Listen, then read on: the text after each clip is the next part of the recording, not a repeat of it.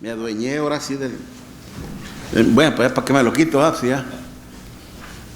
Vamos a dejarlo aquí entonces. Bendiciones, mis amados hermanos. ¿Cómo estamos en esta mañana? ¿Cómo se dice en italiano? Felice. Felice contenti. Lo bueno que aquí en la iglesia del Señor no aceptamos la idea de hablar en lenguas, ¿no? Si no, ya diríamos que estamos hablando en lenguas, ¿no? En otros idiomas. Recuerden, hermanos, que hay muchas más razones para estar feliz que estar tristes. ¿Okay? Todas las razones que nuestro Dios nos da en sus promesas maravillosas y eternas que el Señor nos da a través de nuestro Señor Jesucristo. Como lo decía el apóstol Pablo, bendito el Dios y Padre de nuestro Señor Jesucristo, que nos bendijo con toda bendición espiritual en los lugares celestiales en Cristo. ¿Okay? Y Pedro, si bien me equivoco, Pedro dice, bendito el Dios y Padre de nuestro Señor Jesucristo, que según su gran misericordia nos hizo renacer para una esperanza viva por la resurrección de entre los muertos. Okay. Y eso es darle la honra y la gloria a nuestro Dios. Ambos siervos del gran rey, hermano, le están dando la honra y la gloria a nuestro Dios. Y nos dicen muchas verdades ahí, precisamente.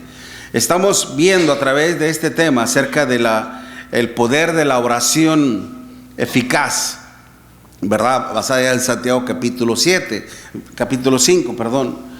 ¿No? Entonces, y estamos viendo ahora en la parte del hecho de, para que nuestra oración sea eficaz y obtenga el poder que uno quiere realmente, el que Dios nos favorezca, y lo decíamos al principio, Dios siempre nos va a favorecer, hermanos, hacia nosotros. Él siempre nos va a favorecer. La cuestión es de que a veces nos va a favorecer en el sentido de darnos lo que nosotros, de no darnos lo que nosotros queremos. ¿Sí me expliqué bien? Cuando uno le pide a Dios algo, hermanos, y Dios no nos lo da, es porque Él sabe que no es bueno para nosotros. ¿Okay? Él sabe que no es bueno para nosotros. He ahí el punto de saber confiar en nuestro Dios. ¿Okay? Y es por eso que en el estudio que estábamos estudiando acerca de el dirigirnos al Padre, y porque el Señor mismo nos lo enseñaba, y dentro de esa rogativa que hacía el Señor allá ¿qué era la cita? Lucas 11, cuando le pidieron sus discípulos a que les enseñara cómo orar. Vosotros oraréis así: Padre nuestro que estás en los cielos, santificado sea tu nombre. Primeramente el dirigirnos al Padre, ¿no? ¿Y dónde está? En los cielos. Y luego el hecho de el desear santificar, ya explicamos eso. Santificado sea tu nombre, venga tu reino. Pensar en las necesidades espirituales, es decir, que las necesidades espirituales deben de tener prioridad ante nuestras rogativas a nuestro Dios. Que venga tu reino. En ese tiempo todavía no había llegado el reino, no había llegado la iglesia, pero ya fue establecida. Que hágase tu voluntad. Cuán importante es lo que estamos señalando ahorita, ¿no? Que al fin de cuentas nosotros pedimos, suplicamos, rogamos, pero al final decimos, pero Señor, que se haga tu voluntad y no la nuestra. ¿Okay? Hágase tu voluntad en la tierra como en los cielos, ¿verdad? Y luego dice, danos hoy el pan, ¿cómo dice ahí? En Lucas 11, el pan de cada día. ¿Okay? Y no solamente, hermanos, puede ser ciertamente podría referirse en un contexto inmediato como el alimento es esencial, ¿ok? En nuestra vida, para nuestro cuerpo, para que nuestro cuerpo funcione bien y todo eso, es necesario alimentarnos. Y obviamente dentro de esa petición está el trabajo también, ¿ok? Si no hay trabajo, pues no hay pan en la mesa.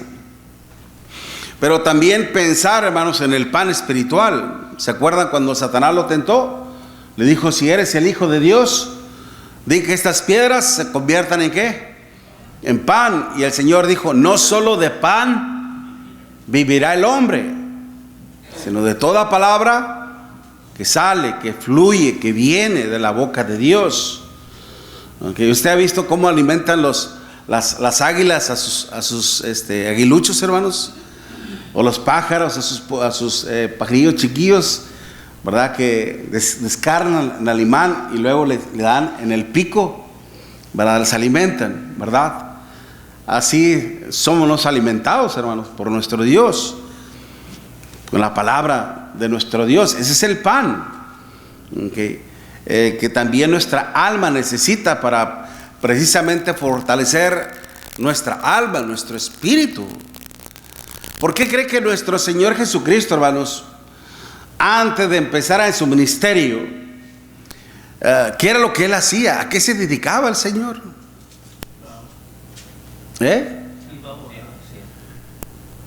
Bueno, ciertamente, bueno, ya en la adultez lo vemos orando a nuestro Dios, pero desde la niñez, ¿qué era lo que hacía el Señor? En su juventud, ¿qué era lo que hacía el Señor? Se instruía. Como lo vemos, mire, ahí en Lucas capítulo 2, Lucas 2, versículo 40.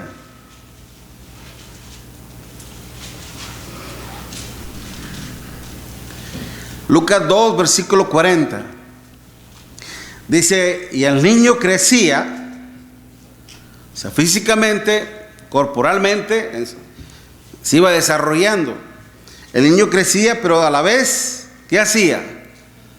Se fortalecía. Ahora, el mismo contexto nos señala qué tipo de fortaleza. Acuérdense que la palabra fortalecerse, hermanos, que en el griego es robusteceos, ¿ok? Una persona robusta, así como yo físicamente, gordito, ¿verdad?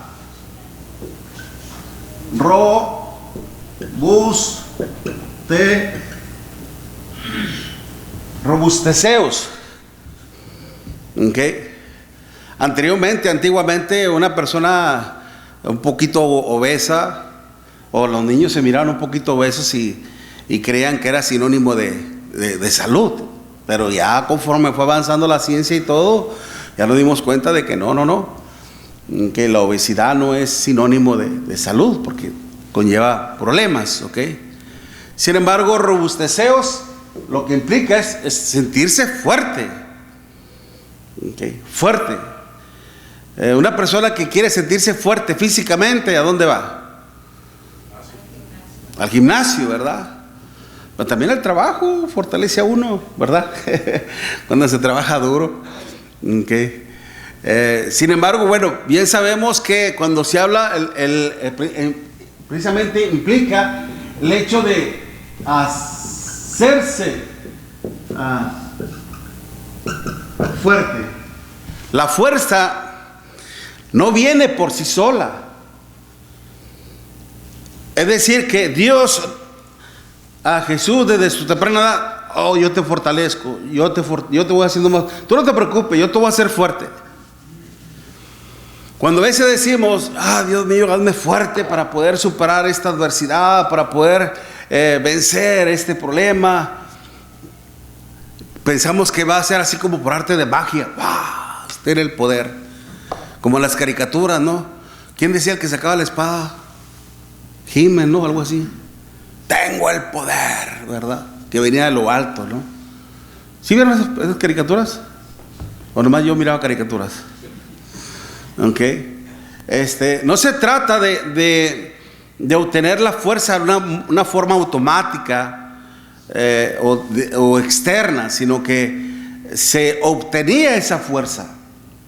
Okay. Se obtiene esa fuerza. Decía, para que una persona pueda realmente ejercitar su cuerpo y sentirse fuerte, que va a un gimnasio. Okay. A veces la fuerza puede referirse a una fuerza física, puede referirse a una fuerza mental, puede referirse a una fuerza emocional, puede referirse a una fuerza psicológica, como un soldado. Antes de mandarlo a la guerra, ¿qué se hace con una persona que va al ejército? Mucho entrenamiento, mucha disciplina, mucha capacitación. ¿Okay? Para que el momento en que la persona ya esté lista, órale, vámonos, ¿verdad? Al campo de batalla. El Señor precisamente, Él buscaba esa fortaleza. Por eso dice, y se fortalecía. ¿Y se llenaba de qué? De sabiduría. ¿En dónde está la fuerza? En la sabiduría precisamente de nuestro Dios. Pablo le decía a Timoteo, tú pues, hijo mío, esfuérzate ¿en qué?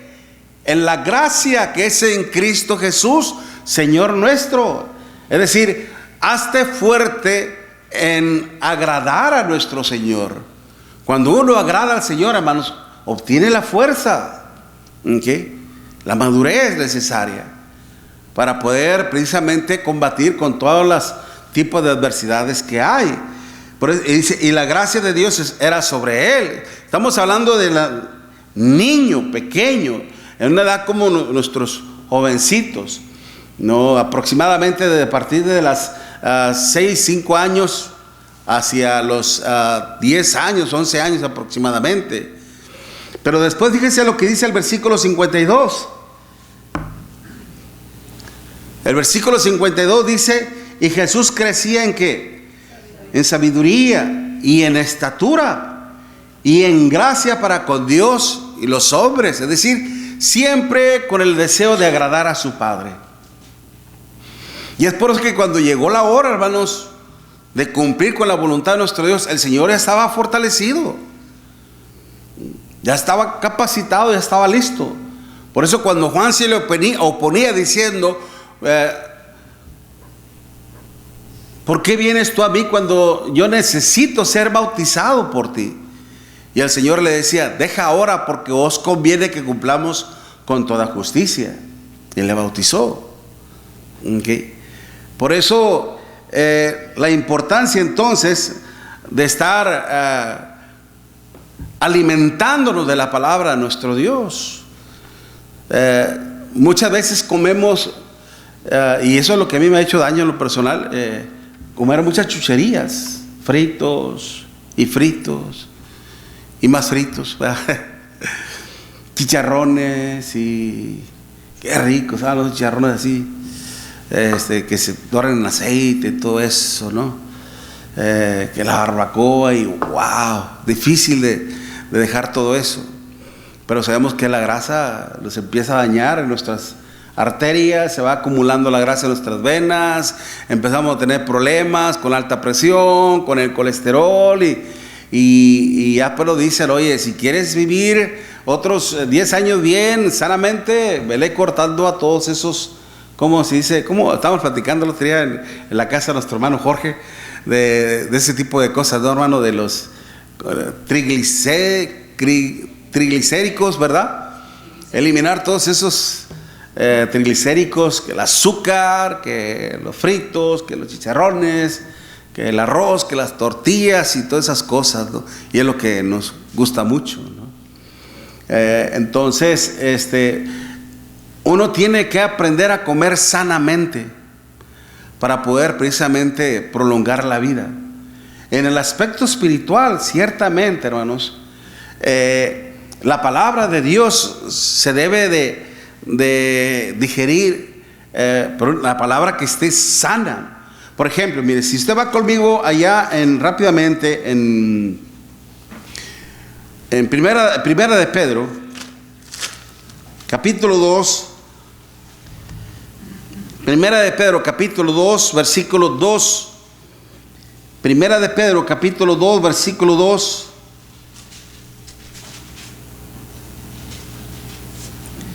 Dice: desead como niños recién nacidos la leche espiritual, no, ¿qué dice? No adulterada, para que por ella crezcáis. Dice, ¿para qué? Para salvación, ¿ok? Desead como niños recién nacidos la leche espiritual.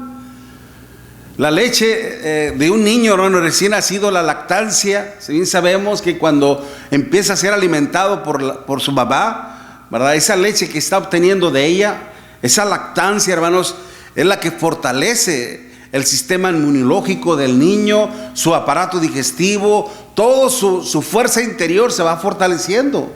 Haga de cuenta que son, ¿qué es lo que come Popeye? Espinacas, ¿no? Haga de cuenta que son las espinacas de Popeye, siendo fuerte, ¿ok? Pero aquí lo importante que dice la leche espiritual, no adulterada, ¿ok? Doluo es la palabra que está empleando el apóstol Pablo. Doluo, que significa usar con engaño, ¿ok? Es el que usan con engaño, porque tergiversan.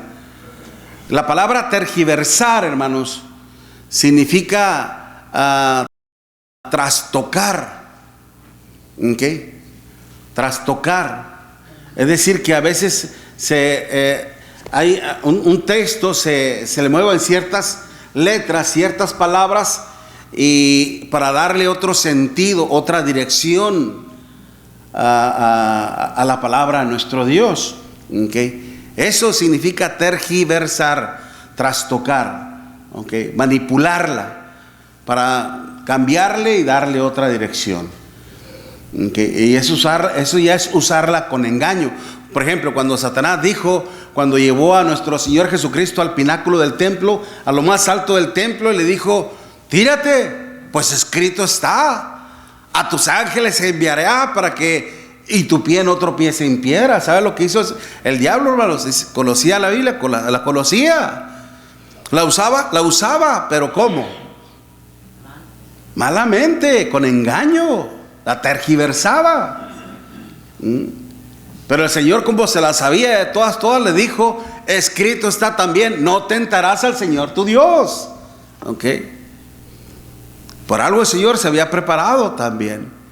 Por eso lo importante, mis hermanos, todos desde que nacemos espiritualmente, cuán importante es que nos alimentemos con la palabra de nuestro Dios, que fortalecernos, obtener esa fuerza con la palabra de nuestro Dios. Por eso cuando se dice el pan nuestro de cada día, dánoslo hoy, porque vivimos cotidianamente, vivimos a diario.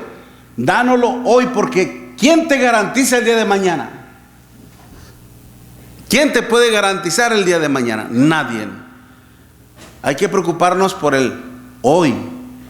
¿Y el futuro? ¿Quién se ocupa por el futuro?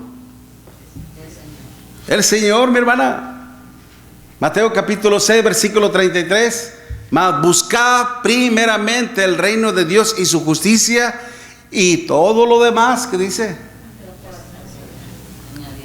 ¿Sabe qué significa añadidura, hermanos? Como agregar. Agregar. ¿Y sabe qué simboliza agregar? Cuando usted tiene su cuenticita ahí en el banco que nomás tiene $20, y luego ya de repente le echa otros 20 y otros 20 y se va como no queriendo la cosa, y de repente checa ya 500. ¡Órale! ¿Esto es qué? Agregar. Ganancia. Es ganancia. ¿Ok? Es ganancia. Por eso cuando el Señor dice a buscar primeramente el reino de Dios, su justicia, y todo lo demás vendrá añadidura, en suma, en ganancia. ¿Ok? Pero primero, ¿qué hay que hacer? Busca primeramente ¿qué? Y su justicia, el ser obedientes a nuestro Dios. Por eso es muy importante entender esto. Nos dirigimos al Padre por muchas razones como estas, pero también, hermano, hay 4 razones que son sumamente importantes. La primera Déjame borrarle aquí. ¿De quién viene? ¿De quién viene toda bendición, hermanos? En Santiago capítulo 1, versículo 17. Okay. Vamos a ponerle aquí. ¿Por qué al Padre?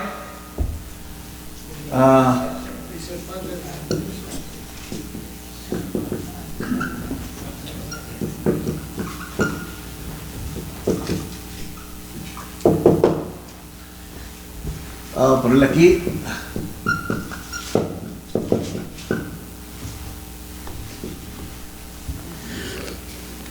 Ahí está un sermón, mi hermano. Guárdalo y ahí le vas todavía tú añadiendo más cosas, ¿no? ¿Qué dice Santiago 1:17, hermanos? Toda buena dádiva y todo don perfecto desciende de lo alto, del Padre de las luces, en el cual no hay mudanza, Ajá. sombra de variación. Ok. ¿Se da cuenta entonces? Toda buena dádiva, esa palabra dádiva, dosis. ¿Dónde ha escuchado usted esa palabra? Dosis. ¿El doctor? ¿La medicina? Mire, una pequeña dosis de esto le va a hacer muy bien a su cuerpo. ¿Y qué significa una pequeña dosis? Una pequeña cantidad. Toda dádiva, o sea, es algo bueno, ¿okay? Algo que nos nutre, algo que nos cae bien, ¿okay? Toda buena dádiva, dice, y todo don, todo regalo, eso es lo que implica don, hermanos, doria, en el griego es doriam, todo don perfecto desciende de lo alto, del Padre de las luces, en el cual no hay mudanza ni sombra de variación. ¿Qué significa eso? Te lo va a dar y no Cambia. Él no cambia, ¿cierto? Te lo doy y ¿sabes qué? Ya pensé, ya no te lo voy a dar. Exacto. Ajá. Dios no promete falsamente, hermanos. Dios cumple su palabra. Dios es fiel aunque a veces nosotros no lo seamos. Eso lo puede ver en el profeta Nahum. Okay. Pero precisamente las razones del por qué nuestro Señor Jesucristo nos dice, diríjanse al Padre. ¿Por qué? Porque de Él proviene todo. Okay. De Él proviene todo. Primeramente nos enseñó que Él es quien tiene toda autoridad. En la jerarquía de la deidad, Él es quien tiene toda la autoridad. Después nos enseña precisamente que de Él proviene todo. Por eso es que en nuestra oración lo dirigimos al Padre. De Él proviene todo, de nadie más. Okay, hermano. Comentario. Sí, hermano. Cuando dice en la escritura, y todo don perfecto, Ajá. nos abre el parámetro y nos abre las oportunidades para los que queremos trabajar en la iglesia. No hay de parte de Dios, no puedes hacer esto, no puedes cantar, no puedes dar clases, no tienes ese don. Un momento. El que da los dones es Dios. Y si se lo pides a Dios, pero pídelo con fe, te los va a dar. No, y ciertamente la sabiduría de Dios nos capacita, hermano. Y cuando precisamente se habla de perfecto, se habla de completo. ¿Okay? Todo don completo. Es un don, hermanos, que no necesita nada más. ¿Okay? Porque todo lo que Dios hace es perfecto, es completo. Él no hace las cosas incompletas. No es como a algunos de nosotros. Yo a veces soy bueno para desarmar, pero para volver a armar, híjole, me vienen sobrando tornillos y tuercas y a veces tardo para volver a armarlo y cosas así, ¿no? Y hasta a veces ya pues se quedan así desarmadas, ¿no? Pero Dios es perfecto en el sentido de que es completo, sus obras son completas. y funcionan perfectamente. Por eso, cuando el siervo de Dios se pone en sus manos y se vale de su sabiduría, lo que dice 2 de Pedro capítulo 3 versículos 16 y 17 no falla. Toda la escritura es inspirada por Dios y útil para enseñar, para redarguir, para corregir, para instruir en justicia, es decir, en obediencia, a fin de que el hombre de Dios sea ¿qué? Perfecto. Y luego Pablo nos define qué tipo de perfección es. En ese síndenton que se le llama síndenton explícito, es decir, que una frase se explica con la otra, a fin de que el hombre sea perfecto. Se lo dice, enteramente preparado para toda buena obra. Esa última frase, enteramente preparado, nos explica lo perfecto. ¿Okay? Entero, capacitado, ¿okay? Para toda buena obra. ¿Okay? Es por eso que ese don es perfecto. Toda buena dádiva y don perfecto, dice, desciende de lo alto. ¿De dónde? Del Padre de las luces, en el cual no hay mudanza ni sombra de variación. Él de su voluntad nos hizo nacer por la palabra de verdad, para que seamos primicias de su criatura. Es Él, es el Padre. ¿Okay? A través de Cristo. Cuán importante es entender esto entonces. Entonces, si la misma Biblia nos enseña a quién debemos dirigirnos, ¿por qué recurrimos a otras personas?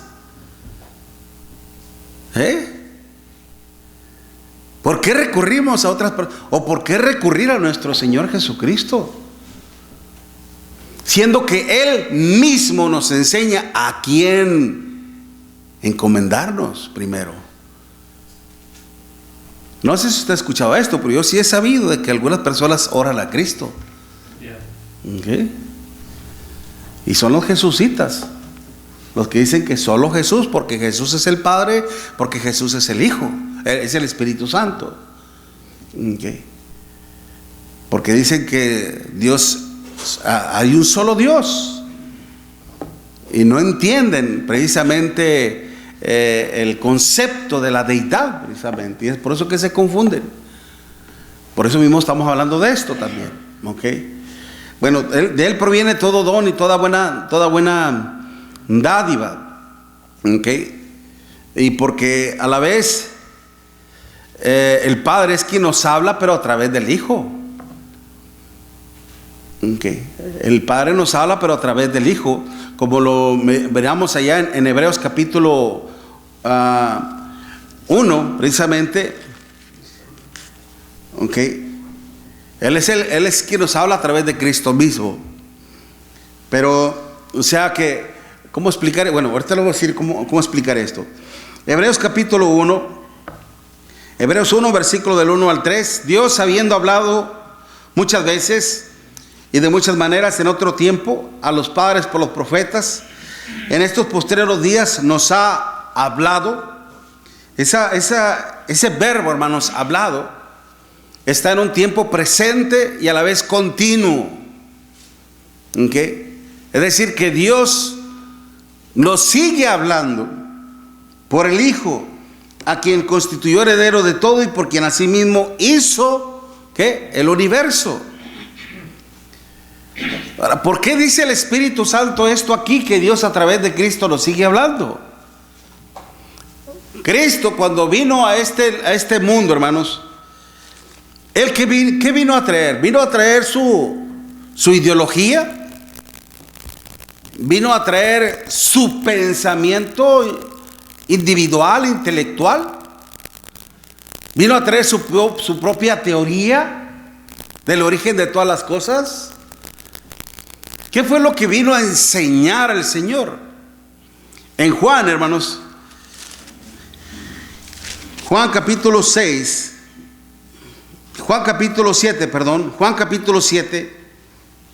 versículo 16 y 17. ¿Qué dice, hermanos? ¿Quién lo quiere leer? Jesús le respondió y dijo: mi doctrina no es mía, sino de aquel que me envió. El que quiere hacer la voluntad de Dios conocerá si la doctrina es de Dios o si yo hablo por mi propia cuenta. Bien. Perfecto. Dice mi doctrina. Okay. ¿Qué significa doctrina? Didaque, enseñanza, instrucción. Okay. Eso es lo que significa, enseñanza e instrucción. Mi doctrina no es mía, sino de aquel que me envió.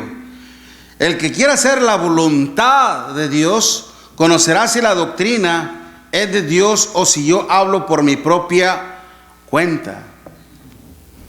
Y es que, hermanos, todo lo que hablaba el Señor estaba en armonía con lo dicho por nuestro Dios antiguamente.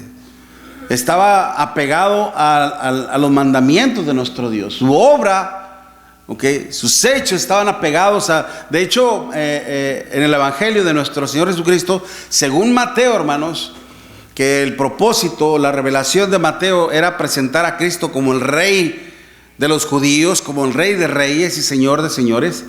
Pero es por eso que decía, esto lo hacía para que se cumpliese lo que estaba escrito de él esto lo decía para que se cumpliese lo dicho en. Siempre decía, siempre reiterando, para que se cumpliera la escritura, para que se cumpliera la escritura y para que se cumpliera la escritura. Apegándose al Señor siempre por completo. Por eso Él mismo nos reveló, nos vino a revelar, a dar a conocer la voluntad de su Padre. De Él proviene esto, hermanos. Algo más todavía. Porque Él es el Padre quien nos da pues la vida eterna. En Juan capítulo 17, versículo 3. Juan 17, versículo 3. Esta es la vida eterna. Que te conozcan a ti, al único Dios. ¿Y a quién? Y a Jesucristo.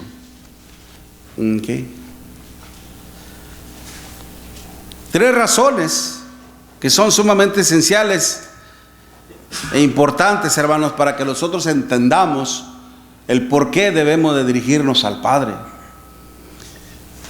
De Él proviene todo don, toda buena dádiva. Él es quien tiene toda la autoridad en la deidad. Aunque después el Señor nos dice en Mateo 28, versículo 18, toda potestad me es dada en los cielos y en la tierra. Pero ¿quién se la concedió? El Padre. De Él provienen también todas. De hecho, podríamos hablar más de quién provienen todas las promesas de nuestro Dios. ¿Se acuerdan a lo que decíamos en la introducción en Efesios capítulo 1 versículo 3? Bendito el Dios y Padre de nuestro Señor Jesucristo, que nos bendijo con toda bendición espiritual en los lugares celestiales en Cristo. ¿Quién es el que bendice principalmente? Y mire, cuando a veces hablamos, precisamente cuando a veces hablamos de Dios, ya habíamos definido esa palabra.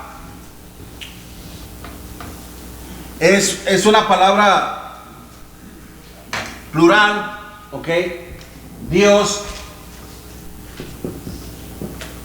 que es dioses. ¿A quién, cuando hablamos de Dios, a quién Pablo se estaba refiriendo? Cuando dice bendito el Dios y luego lo describe, y Padre de nuestro Señor Jesucristo, quien nos bendijo. ¿De quién está hablando Pablo? Del Padre, que nos bendijo con toda bendición espiritual en los lugares celestiales en Cristo. Todas las bendiciones están en Cristo, pero provienen del Padre.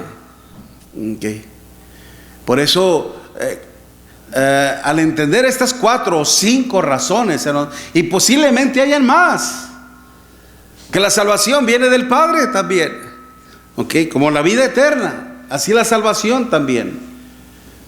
El perdón, ¿quién lo otorga? Dios. El perdón de pecados. ¿Quién envía al Espíritu Santo? Dios. Está bien. Okay. Son muchas las razones. Y es por eso, hermanos, que en nuestra oración ciertamente vamos al Padre. Por todas estas razones que el Señor nos da a través de su palabra. Pero también ahora vamos a decir, eso es dirigiéndonos al Padre. Ahora, ¿por medio de quién? En 1 Timoteo 2:5, 1 Timoteo 2:5, porque hay un solo Dios y un solo mediador entre Dios y los hombres. Dice así, ¿verdad? ¿Y quién es? Jesucristo. Es decir, que el único ser divino entre la deidad que puede llevar nuestras plegarias y oraciones a nuestro Dios, el Padre, es nuestro Señor Jesucristo. Él es el único. Él es el único que puede interceder, abogar, favorecerlos, hermanos, con el Padre. Como le dijo al apóstol Pedro: Satanás os ha pedido para zarandearos como a trigo, mas yo he rogado por ti para que tu fe no falle. ¿A quién le tuvo que rogar el Señor? Al Padre. Okay. Esa palabra mediador, mesites,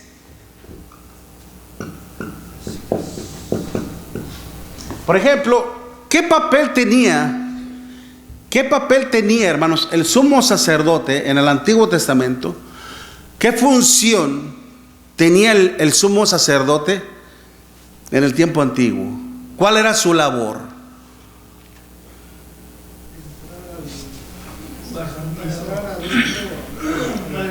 Al entrar al templo, ofrecer, era el único que podía entrar al lugar santísimo, para ofrecer sacrificio, holocausto.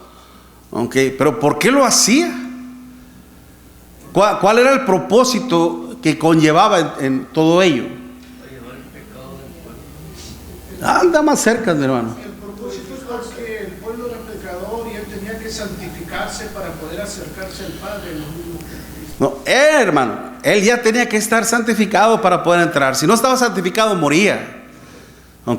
Moría inmediatamente. Si en él había culpa, había pecado, moría al instante. La cuestión, ciertamente, es por eso, hermano, que ciertamente tenía que estar en la santidad para presentar el sacrificio a Dios. Un sacrificio, hermano, que era por el hecho de interceder por el pueblo. Es decir, que el sacerdote, hermanos, intercedía por el pueblo. Era el representante del pueblo a nuestro Dios. Y viceversa. Era el representante de Dios ante el pueblo. ¿Sí me expliqué bien? Al ofrecer el sacrificio a Dios, era el representante del pueblo, buscando el perdón de Dios, la misericordia de Dios para el pueblo. Pero cuando él se volvió al pueblo, era el representante de Dios ante el pueblo. Por algo era el sumo sacerdote.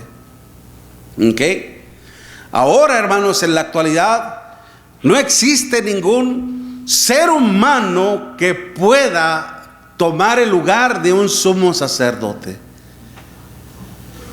En Hebreos capítulo 4, versículo 14, Hebreos 4, versículo 14, por tanto, teniendo un gran sumo sacerdote que traspasó los cielos, y nos va a decir quién: Jesús, el Hijo de Dios, retengamos nuestra profesión, porque no tenemos un sumo sacerdote que no pueda compadecerse de nuestras debilidades. ¿Qué significa eso? Que no pueda. Si nuestro Señor Jesucristo, hermanos, no se hubiera hecho 100% humano, Él nunca hubiera experimentado los sufrimientos físicos que usted y yo padecemos todos los días. Es por eso que Él vino a nacer, hermanos, siendo humano, para poder precisamente experimentar en su propio cuerpo todas las tribulaciones, todas las aflicciones. Cuando Lucas habla, hermanos, habla de que el Señor se cansó, que el Señor tenía sueño, que el Señor tenía hambre, era precisamente el hecho de manifestar la humanidad del Hijo de Dios. Y es por eso que Él puede compadecerse, porque Él fue igual que usted, igual que yo, 100% humano. Por eso dice, porque no tenemos un sumo sacerdote que no pueda compadecerse de nuestras debilidades, sino uno que fue tentado en todo según nuestra semejanza, nuestra humanidad, pero sin pecado alguno. Acerquémonos pues confiadamente al trono de la gracia para alcanzar misericordia y hallar gracia para el oportuno socorro. Es decir, hermanos, precisamente para que alguien pudiera ocupar ese puesto de intermediario, mediador, ¿ok? Esa palabra mesites literalmente significa, hermanos, uno que va entre. Eso es lo que significa. Uno que va entre, literalmente. Y que obviamente, hermanos, vendría a ser el intercesor entre Dios y los hombres. Juan decía: hijitos míos, estas cosas os he hablado para que no pequéis. Pero si pecares, ¿qué dice mi hermano? Abogado tenemos para con el Padre. ¿Quién? Jesucristo. ¿Okay? Cuando usted busca un abogado, ¿para qué es? ¿Para que lo ponga mal delante del juez? Es para que te defienda, para que defienda tu causa, aunque para que defienda tu inocencia. Como bien sabemos, aquí en Estados Unidos y en China, una persona no se puede declarar culpable hasta que se presenta ¿qué? Pruebas, la evidencia. ¿Ok? Y el abogado tiene que precisamente presentar la inocencia del que se le está acusando.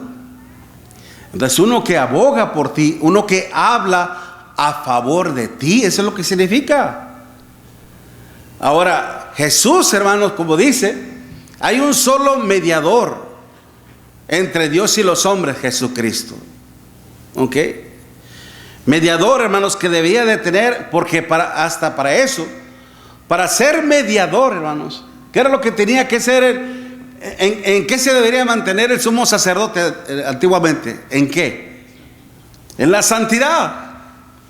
¿Ok? En la santidad. Mas ahora, hermanos, para que Cristo pudiera ocupar ese lugar, tenía que mantenerse ¿en qué? En la santidad de Dios. Pero en el Antiguo Testamento estamos hablando en términos más humanos. Ahora estamos hablando en un término divino, hermanos. En un término divino. Nadie, hermanos, para que una persona pueda, ¿cómo le podría decir? Interceder por alguien, ¿okay? Llevar su causa. Solo Cristo está a la diestra del Padre. Solo Él. Todos los demás, hermanos, que hemos nacido humanamente, todos, sin excepción de nadie, todos, hermanos, desde Adán hasta el último que ha fallecido en este instante, ¿dónde está? ¿Dónde se encuentran? En el Hades. Solo uno es el que ha resucitado y ha regresado para no morir. Todos los que han resucitado, hermanos, antes de nuestro Señor Jesucristo y aún después, han vuelto a la muerte, han vuelto a morir. El Señor resucitó a Lázaro, ¿es cierto? ¿Y qué pasó con Lázaro? ¿No volvió a morir? Volvió a morir. Todos volvieron al sepulcro, excepto uno, nuestro Señor Jesucristo, que Él resucitó y fue a la diestra del Padre. Pero precisamente para que Él pudiera llegar a ese lugar, Él tuvo que mantenerse en la santidad, mediador que puede abogar y suplir por las necesidades de los suyos, de nosotros, y actuar también en contra de otros. Actuar en contra de otros. Por eso, más para que nuestro Señor Jesucristo se ganara ese derecho, fíjense lo que hizo. Filipenses capítulo 2, creo que nada más me voy a acabar en esta introducción. Filipenses 2, versículo 5. Filipenses 2, versículo 5. Haya pues en vosotros este mismo sentir. Esa palabra sentir, hermanos, que en el griego es phroneo.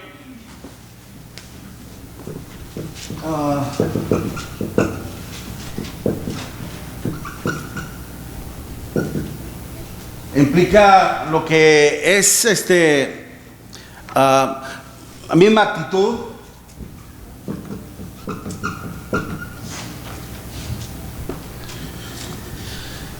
Haya pues en vosotros esa misma actitud que hubo también en Cristo Jesús, el cual, siendo en forma de Dios, igual a Dios, no estimó el ser igual a Dios como cosa que aferrarse. ¿Qué significaba eso? Si el Señor tenía que venir a convertirse en humano, ¿qué era lo que Él tenía que hacer? Desprenderse, despojarse. Por eso dice, sino que se despojó a sí mismo, tomando forma de siervo, hecho semejante a los hombres, y estando en la condición de hombre, se humilló a sí mismo, haciéndose obediente hasta la muerte, y muerte de cruz. ¿Sabe lo que era una muerte de cruz de aquel tiempo, hermanos? Era algo terrible.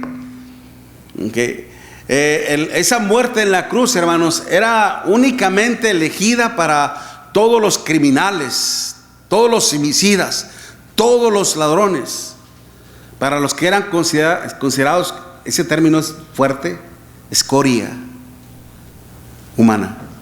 O sea, lo más desagradable de una sociedad.